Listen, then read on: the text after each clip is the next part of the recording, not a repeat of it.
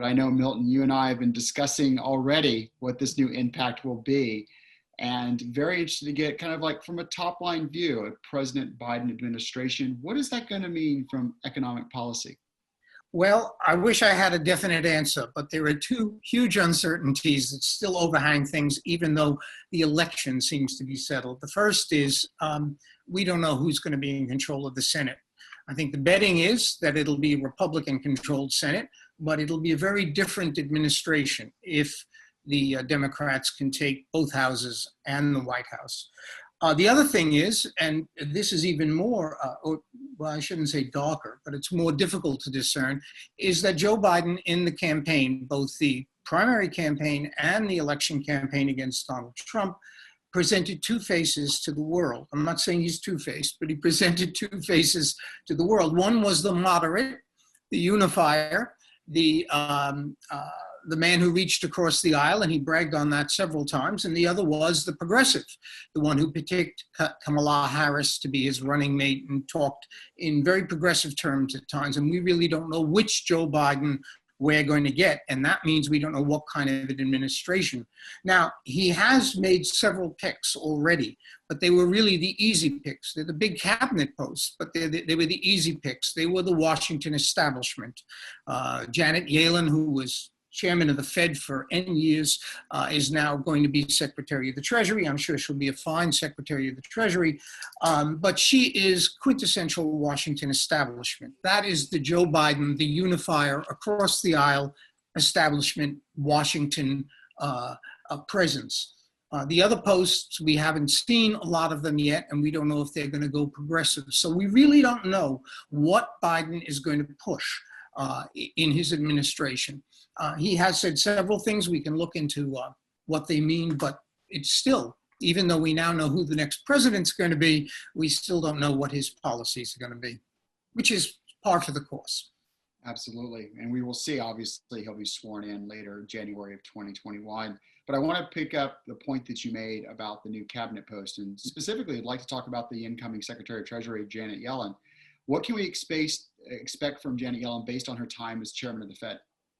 Well, Yellen was a fine chairman of the Fed. She followed true to the Fed policy. She implemented what the Fed staff advised, and that doesn't mean she didn't have a mind of her own. She was in sync with the Fed staff and in sync with what is effectively establishment Washington thinking about monetary policy.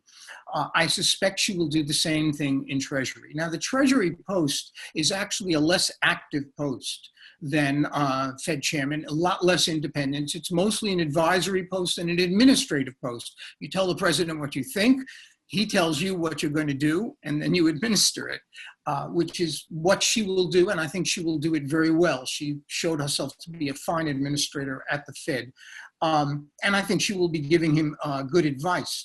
I think we have, because Donald Trump depended so much on Mnuchin for negotiating with Congress because of the personality clash with Nancy Pelosi, we think of the Treasury Secretary as someone with higher profile than they usually have.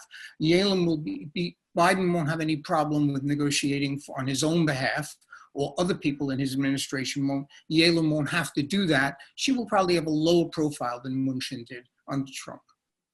That's very, very interesting. And of course, thinking about the new Biden administration, one of the things for certain is it's going to be a very different world. It's a COVID-19 world, or post-COVID-19 world. And we'll spend a little bit of time talking about some of that. But just looking at the reality of the COVID world today, there are people that are struggling. These are small business owners, people that have worked in things like restaurants in which there's been actions taken, in which they haven't been able to be at full employment. And I bring that point up, and there's obviously a lot of areas that we're going to discuss about that, but specifically kind of thinking about economic policies that Biden may take. One of the ones that's been brought up is raising the minimum wage to potentially $15 an hour. What kind of impact will that have on wages and people's incomes, particularly against the backdrop of a COVID world? Well, I think it will, depending on, I mean, we're here in New York hearing threats about another general shutdown from both the governor and the mayor.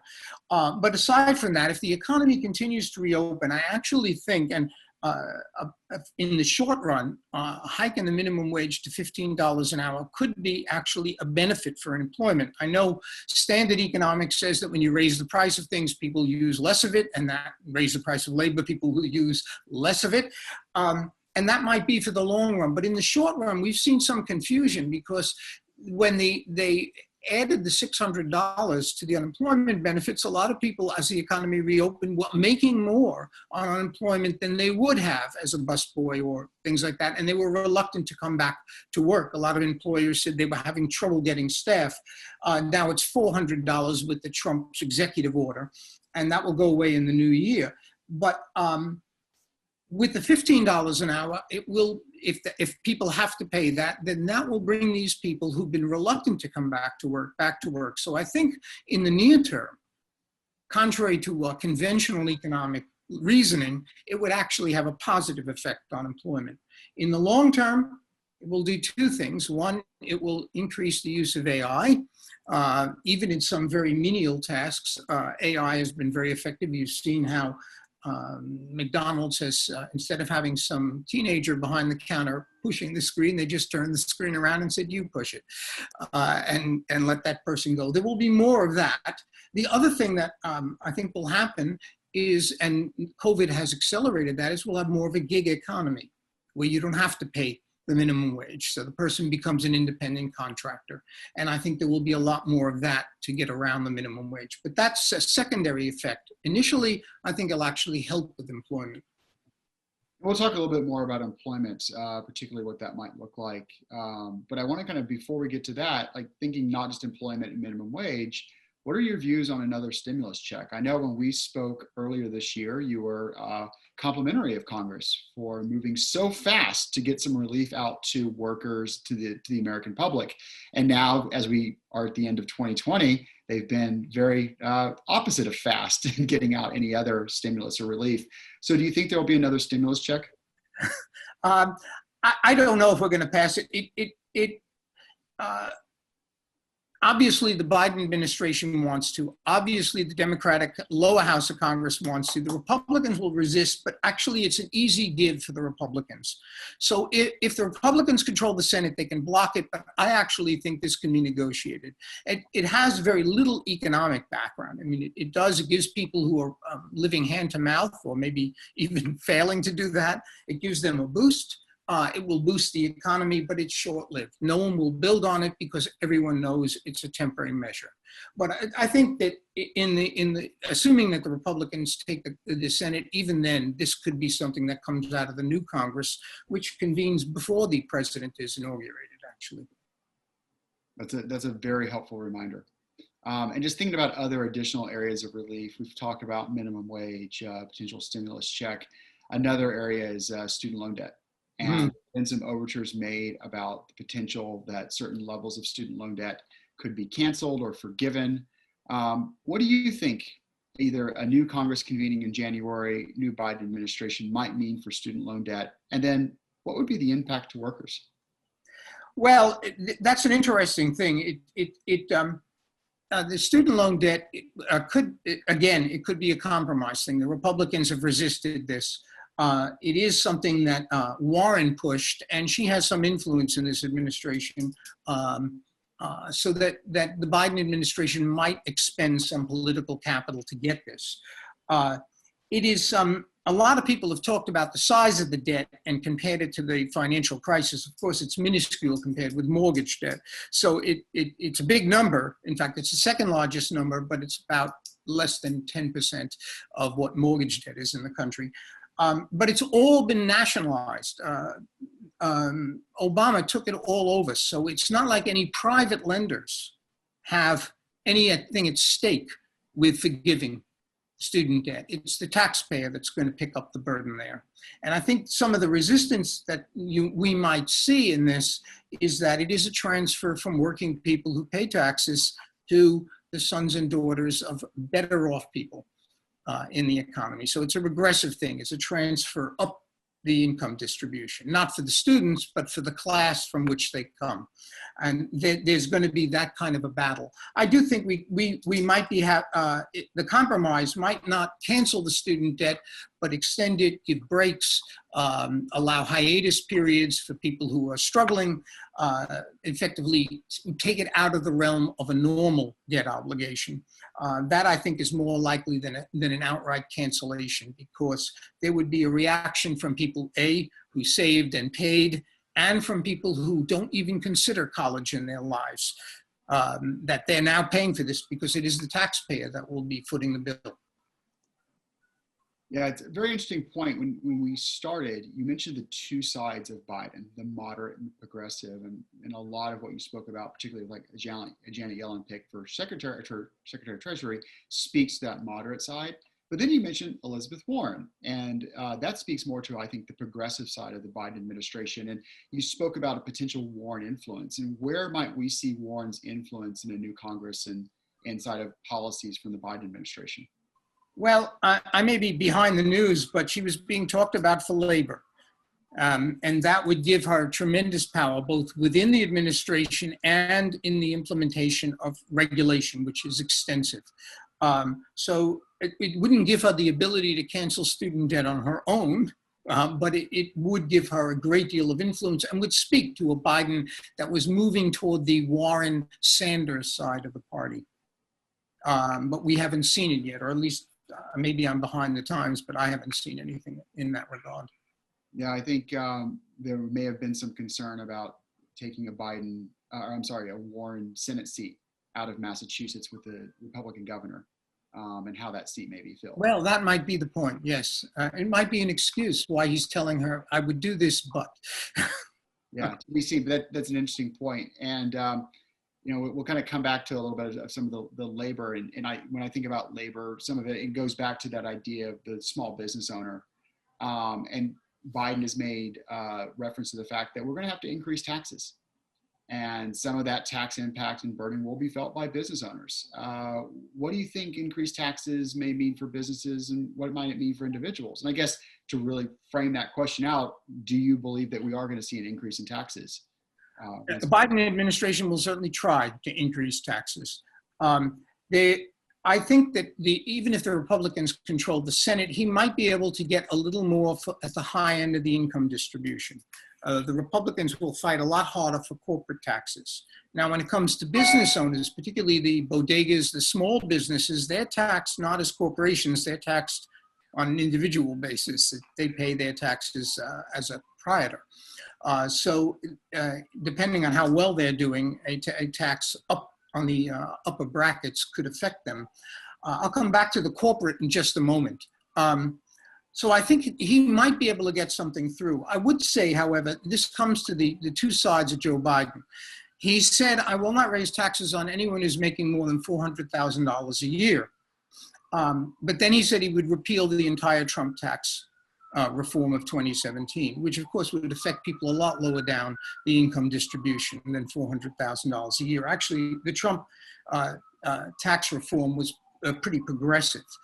So I don't know what Biden's going to do. This gets again to this issue. I think a lot, and I don't want to open up a whole new way of, well, actually we probably will. A lot depends on whether he can get the Green New Deal through. He doesn't need the taxes nearly as much unless he's going to implement a huge spending program, which that represents. So I think he can fight with Congress, get a little more, even with the Republicans in charge of the Senate, at the high end. That would have a de minimis economic effect. It would not affect the economy very much at all.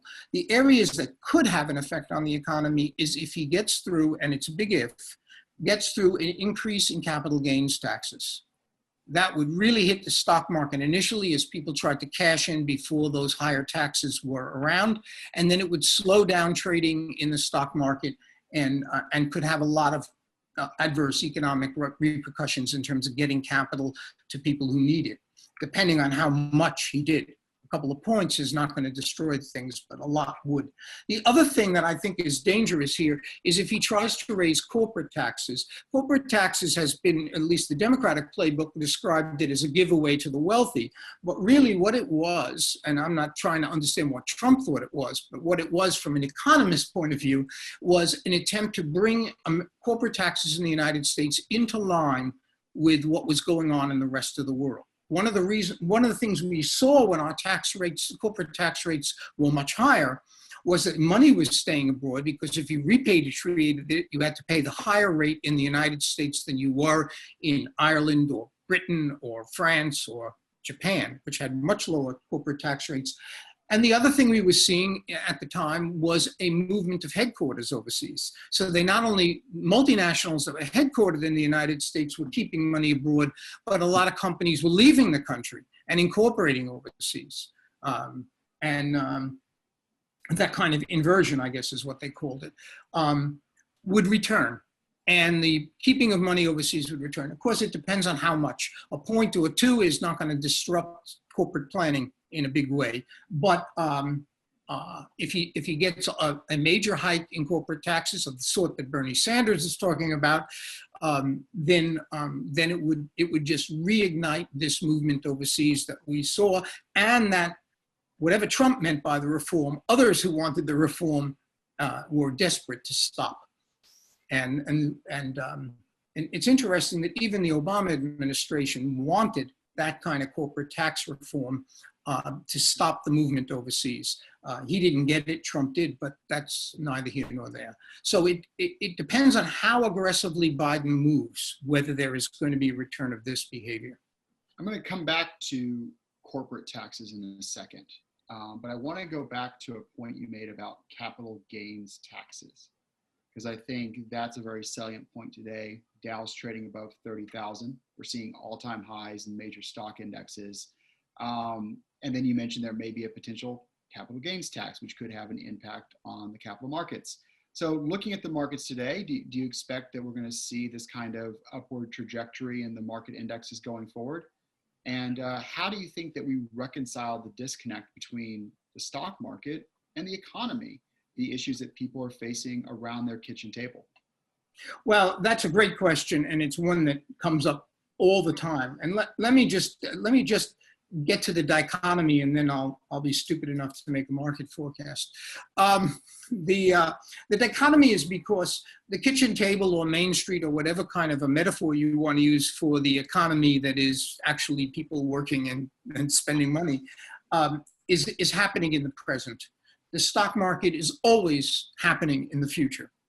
So we saw, for instance, back in March, before there was any real impact on the economy, the market crashed on the news of the lockdowns and the quarantines, because it knew the economy was going to stall. And the market actually started to pick up before the reopening, because they saw the reopening coming and they started to anticipate what we saw. We've seen a pretty good response to that reopening that sort of confirmed the market's expectations. So I don't think that there's a dissonance between the two. I think it's that the market is always looking into the future. And the kitchen table and the Main Street economy is what's happening now. So they are connected ultimately, because if the market does not get its expectations, then it adjusts radically.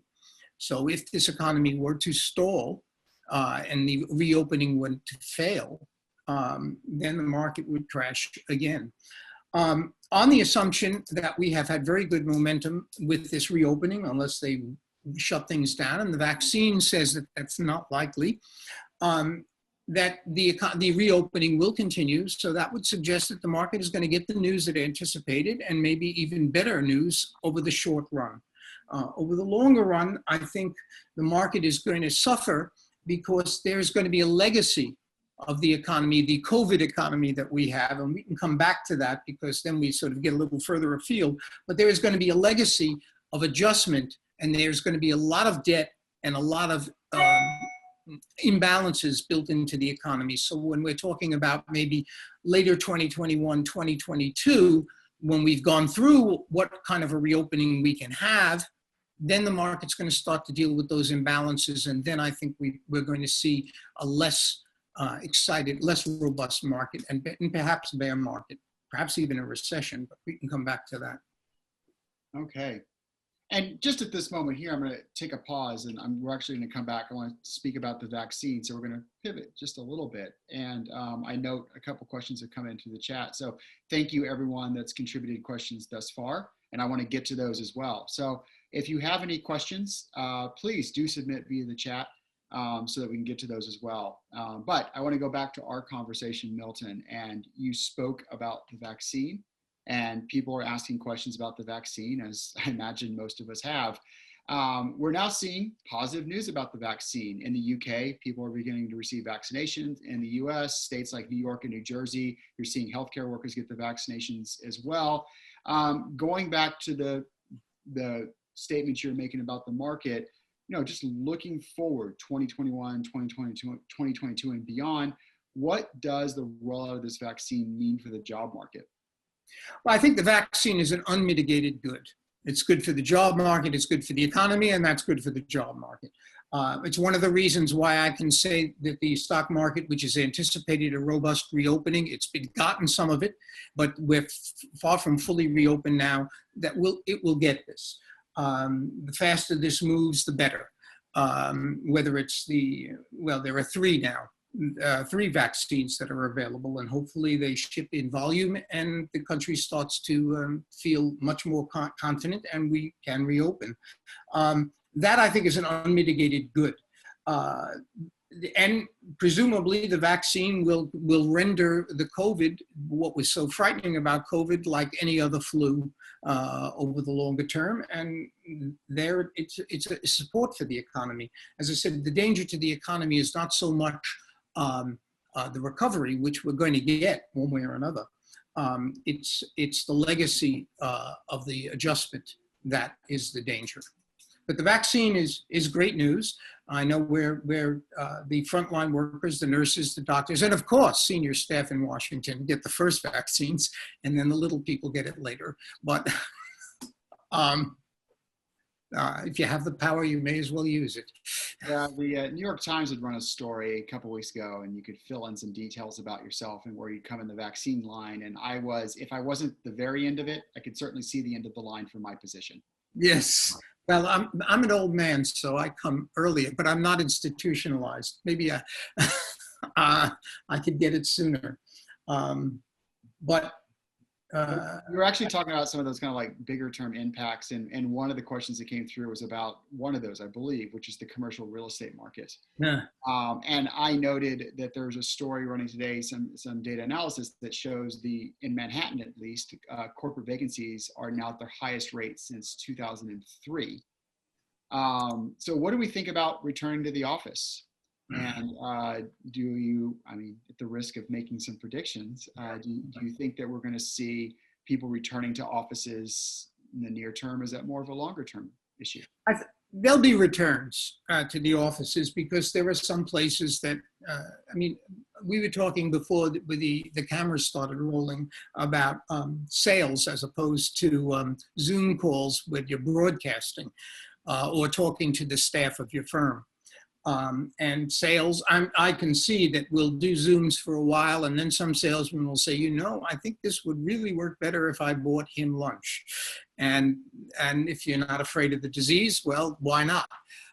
Same thing with people who traveled for work. They had an excuse not to appear at the client's office, but the client would really rather that they take the flight and appear there. So there will be some return. And there will be, effectively, the commercial market will improve.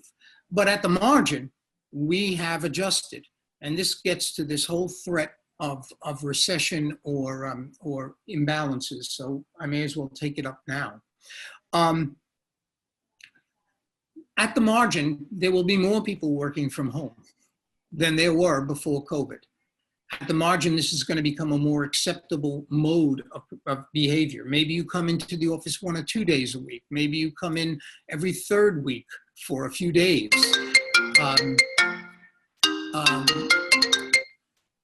Excuse me. But so that is going to reduce the need for commercial space in places like New York or Los Angeles or Houston, Austin, wherever.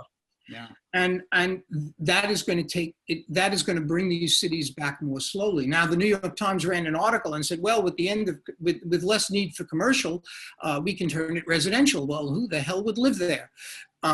Because they're all living somewhere else, and they don't have to commute. You're not going to buy a residential, you're not going to buy what was a commercial building so you can walk to an office when really all you need to do is walk into your spare room. So the other thing is that we have destroyed a great deal of small business in all these cities. One of the things that drew people to cities, quite aside from their work and the need to commute or need to be near the office or go to the office every day, was this vitality, and that has been sapped. I'm not saying it won't come back. Cities have come back from plagues for thousands of years, but it's going to take time. And I mentioned to you, the Monkey Bar has closed. 21 Club has closed. So there is a lot less to do in town. Broadway is closed and won't reopen anytime soon, and a lot of people have moved out of town. I would actually say that the area that is most vulnerable, which is now enjoying a boom in prices, is the suburbs. Because why would you want, if you can commute this the way we're commuting here, why do you need to live within commuting range? You might as well get more house for your money in the exurbs. And so we may actually see a rise in small towns for the first time in 100 years. And of course, the boutiques and the restaurants will follow that crowd. So it's going to take a long time for the cities to come back. And I think we're going to see a lot of weakness in commercial and residential real estate for quite a while. The people who have to live in the city are the people who can't commute via electronically. And that will mean more low-cost housing. So maybe it will help with that problem that has been one for a long time. Maybe some of the luxury housing will become low-cost housing. If you're trying to sell an apartment in New York, you're beginning to feel that way these days. So I think those trends are going to take a long time to work out. Now, why recession? The imbalances. Forgive me for going on, but this is a subject near and dear to my heart. One of the problems with the one of the problems we had back in 2009 with the financial crisis was a great overbuilding in real estate that created imbalances and created a lot of bad debt. We don't have an overbuilding now. We just have the buildings in the wrong places and the wrong kind of buildings. And it's all at the margin, but to the extent that those buildings are misplaced, either in terms of geography or in terms of their function, that means that a lot of debt is vulnerable. And so we could actually relive something like the financial problems we had during the real estate crisis in 2009 for a very different set of reasons. And that imbalance is why I suggest that we might have a recession. A fellow named Mark Zandi made a forecast and said in 3 years we'll be at full employment. It's a gradual improvement, but I'm not so sure it will be gradual. We have to deal with the dislocations and what is inevitably bad debt that comes from such dislocations. So I'm actually, for several years, I came to VestEd and I said to everybody, I'm not worried about a recession because there were no excesses in the economy. Well, now, due to COVID, we have many excesses in the economy. We'll have to work them out. Maybe the Green New Deal will socialize the debt. The government will go into hock and everyone will find work there and be able to pay off the bad debts. I'm only being somewhat facetious. That might work. We will have a long legacy of this, and it will appear in unused space, no income or low incomes, reduced incomes, and bad debt. Well, this has definitely struck a chord with our audience, and people really want to kind of understand where the potential may lie for some of those debt impacts on the economy. And so you started speaking about it a bit, and that people are moving towards the suburbs and the exurbs. And so regarding mortgages, you're seeing mortgage originations hit an all-time high. The CFPB has passed new rules to relax lending requirements for low-income and riskier borrowers. Is this reminiscent of 2003 when we saw a previous originations record? And then in 2004, 2005, when banks relaxed their own requirements, So are we going to see something similar? We see another mortgage bubble developing. We could, and the fact that there's a movement, a geographic movement here, away from the cities, just amplifies that. To some extent, the mortgage originations are not an unreasonable thing. Family formation was outstripping home building for quite a while, long before COVID came. So there's a reasonable catch-up here to house these families. That's a legitimate need. But if people are going to move their residences out of the cities so that the housing we have in the cities is worth less and could be underwater in terms of mortgages, particularly for people who bought at the highs, residential, and they move to the suburbs, and then there's a movement to the exurbs, which I think is quite likely, because the stay-at-home workers don't need to be in commuting range, and they can get a lot more for their money elsewhere. You might see a tremendous rise in mortgage originations and the debt simultaneously. Now, I don't think unless this administration can push really hard on the low-income subsidies, and I don't think we're going to relive the 2009 crisis, the subprime crisis, but the administration could bring that in, and that would be on top of these problems if that occurred. I'm not trying to be pessimistic here, but I sound that way. So yeah, I mean, that's why we're here, actually, to kind of discuss what some of the impacts may be. And if I think about, VestEd's based in New York City. I happen to live in New Jersey. So I think a lot about the people moving into the suburbs because I see it every day in my neighborhood. But I also think about the impact that COVID has had on the local economy. How is New Jersey going to pay for some of the debt that it's had to take on? How is it going to increase how is it going to close deficits of things like New Jersey Transit and other places? So one question becomes, are the states looking at more people moving into their suburban environments and then the property tax increases that come with that to help increase revenues? Or how might the states be looking at financing and covering up some of the debt that's been accrued over the last 9 months? Well, the states are in,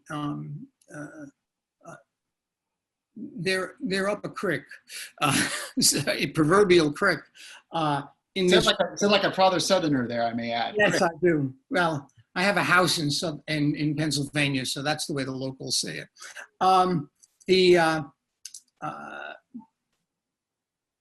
I don't know, the states, unless they get a bailout from Washington, there is going to be debt problems in places like Illinois, New York, New Jersey, and California.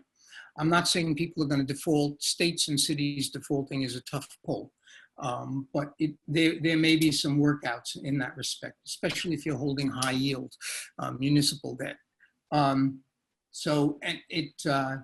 Some of the areas might do very well, and the states might try, in other words, the suburban areas where a lot of the New Yorkers have moved and paid high prices and maybe could afford high property taxes. But it's hard for the states to grab the property taxes of certain districts the way our schools are arranged. So it's going to be a difficult thing for the state capitals to get the money off of places like the cities who are losing population and losing tax revenue. New York City, it's all up on property taxes, yes, but also sales taxes.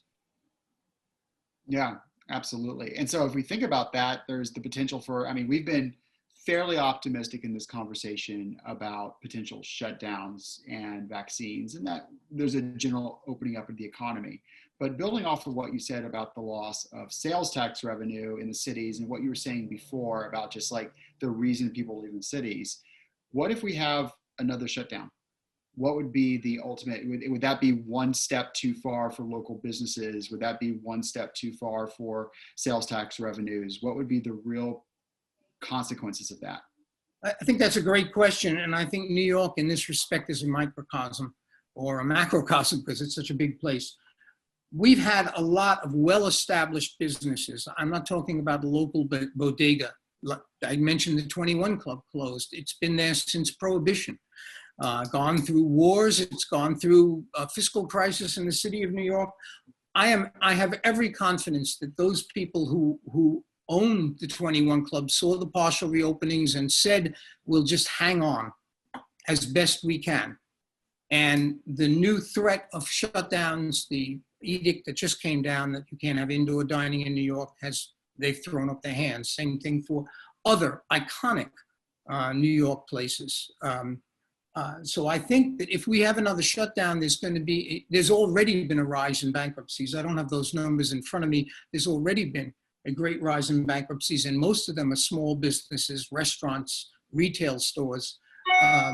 If we had another shutdown, that would accelerate, mostly because these people have probably been hanging on to their with their fingernails, saying, when the reopening comes, I'll remake the money. And if you put another shutdown in, they'll just give it up and walk away. Yep. And that makes the recovery much harder to do and much elongated. You know, the thing I love about this, you need a new buyer now. You need a new person to come in and say, we're going to open a new 21 Club. That's right, the 22 Club. 22 Club, yeah. One of the things I love about these VestEd education sessions with you, Milton, is that we have a dedicated audience. And over time, people have really come to look forward to your commentary.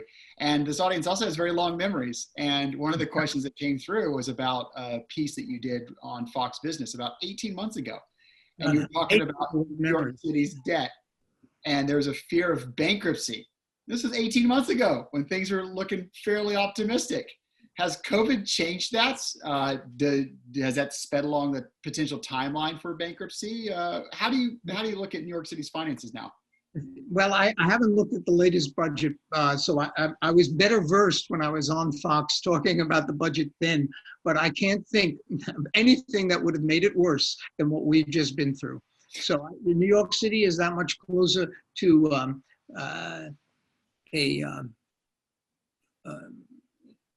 I don't want to say bankruptcy, because cities like New York don't go bankrupt too readily, but some kind of a rescheduling. That's what happened during the last financial crisis, a rescheduling, not the one in 2009, the New York City financial crisis in the 70s, a rescheduling of the debt. Okay. Because New York State stepped in a great deal then, and it doesn't have such good finances now, so we can't be too much help. I believe Governor Cuomo has made a direct appeal to the federal government. He has. The state of New York needs federal support. The state of New York, state of Illinois, New Jersey, they have all made it very clear. And this has been the great, one of the reasons Congress has been unable to act as fast as they did last spring, is because the Democratic side was insisting that money go to the states. Their states, effectively. And the Republicans said that they would not subsidize profligate activity. And they weren't talking about the COVID, they were talking about what predated the COVID. Now, I'm not here to say which side was right, but that battle will persist in the new Congress as well. Okay. I want to talk a little bit about the new Congress. And we may ending up on that point. But other questions have come through that bring up a couple other topics that I want to talk about. One of which goes back to what we were discussing before about lending requirements for mortgages and other things like that.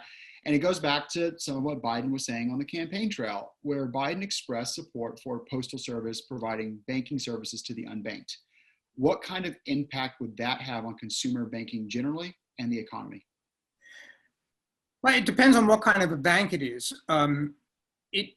If it behaved according to normal banking rules, it would change very little. You might be able to, it might not have minimums, it might not have costs, it might subsidize a lower income people or lower deposit people, but it would behave like a bank. If it was very aggressive and started lending to low income people, effectively it would amount to a government subsidized lending arm, which is one of the reasons the Republicans have resisted it. It would be a hard pull for a Biden administration to get a charter for a post office bank that allowed them to do that.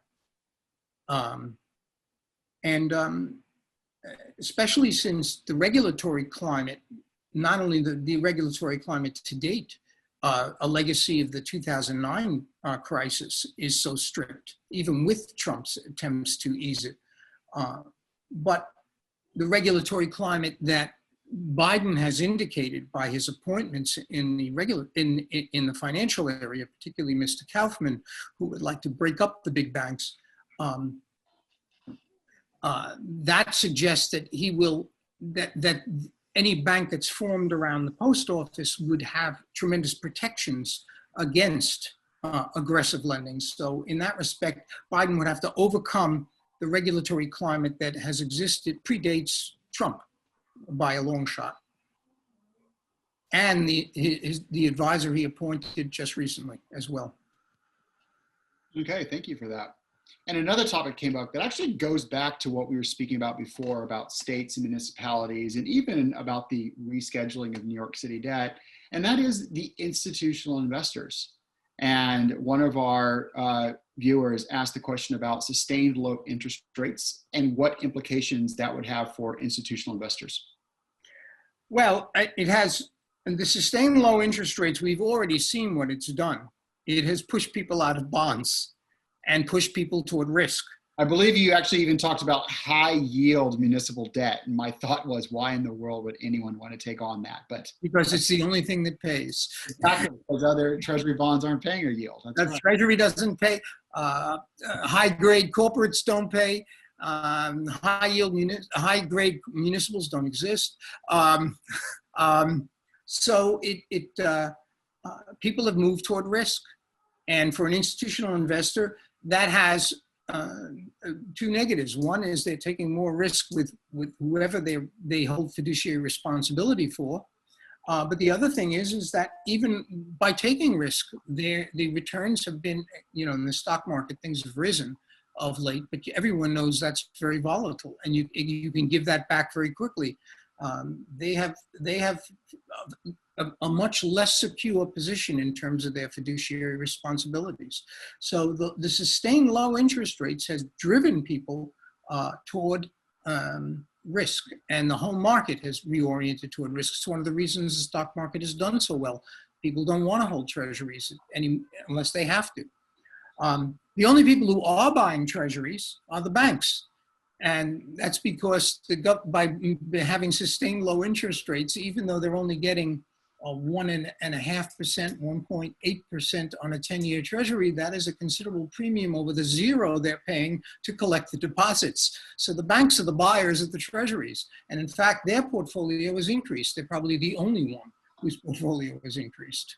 I believe also, and you would know better than I would, but some of the foreign central banks are also buyers of treasuries, and which brings up to another topic we haven't really touched on, but I think important in this conversation. And what is the impact of everything on trade? Well, I think that we've seen that the reopening has been very beneficial for China. Their exports are up 21% in the past year. Of course, a year ago, they were involved in a trade war with the United States, so that might have colored the numbers a little bit. I think that the reopening is the issue for trade. And trade will increase, global trade will increase with the reopening. If we have a lockdown, it will stall again. The issue for the longer term, I come back to this issue of debt and the imbalances. That's a threat to trade as much as anything else. I don't think we're going to have the movement toward globalization is going to change very much over time. Yes, some people will pay to have American-made or union-made things in the United States, and we've seen pushes in that direction, but we haven't in the past. But most people want the cheapest, and the cheapest comes from abroad. Yeah, and I've spent a lot of time actually speaking with some of the VestEd clients, impacts of trade, and they've had some ideas, speaking about how supply chains and others may be reoriented.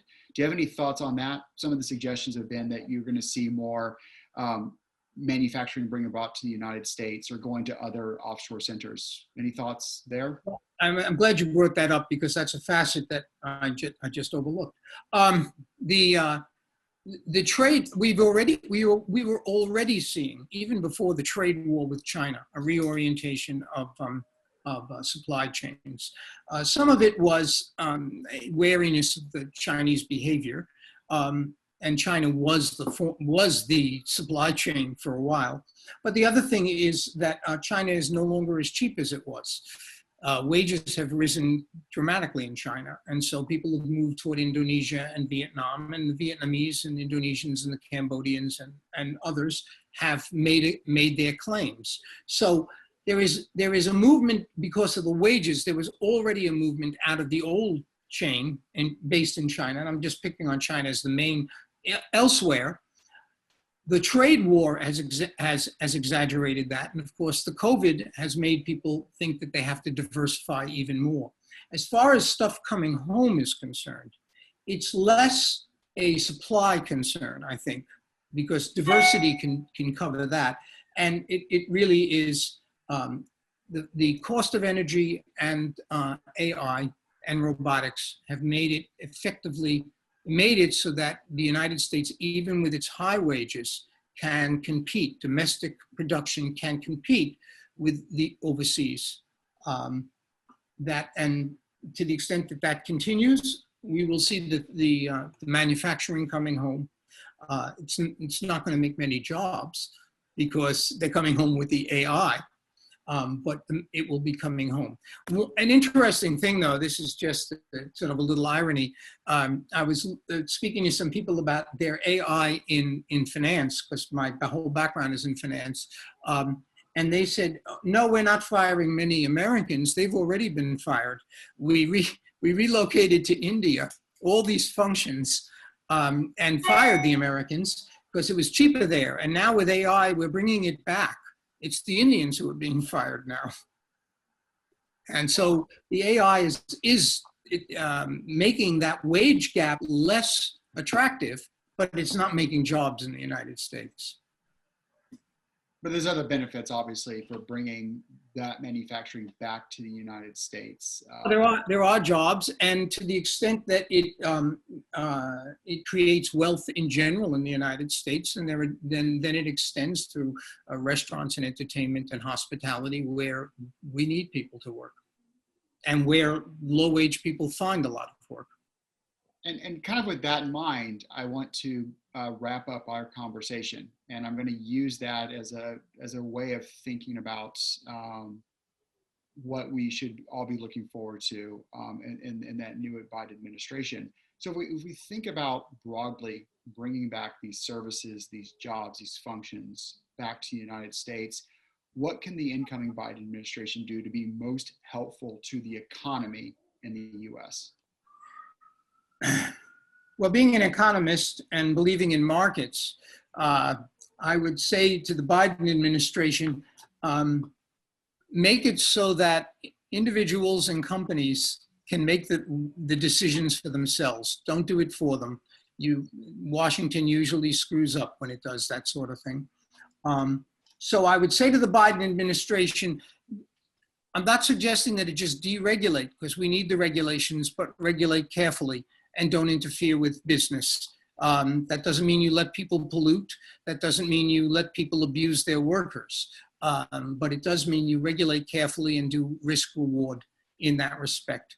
I would say to Biden, as I would to a Republican president coming in, don't do political grandstanding. This is serious business. And to do things like call for, for years we had calls for low-income housing so that Americans could get a stake in America and have their own home. But if they can't pay their obligations, the whole house of cards comes down. It's happened once, and I can see Washington moving that way again. It's just careless. It's not a matter of politics or ideology, it's carelessness. And that's what I would recommend. But that's an economist. An economist always like markets. And that is exactly why we have you here on a regular basis to speak to us and bring us that perspective and dare I even say that, wisdom. You're too Milton kind. Rogers, VestEd's chief economist, thank you as always for your time and for sharing with us your knowledge and some of where you see all of this headed. Well, thank you. This has truly been a pleasure. Thank you. All right, then. And with that, we thank everybody for joining us yet again today. Really appreciate all the questions. And if you have anything else you'd like to talk about with Milton, please let us know. He's available. Thanks, Let everybody. me know. Yes, thank you.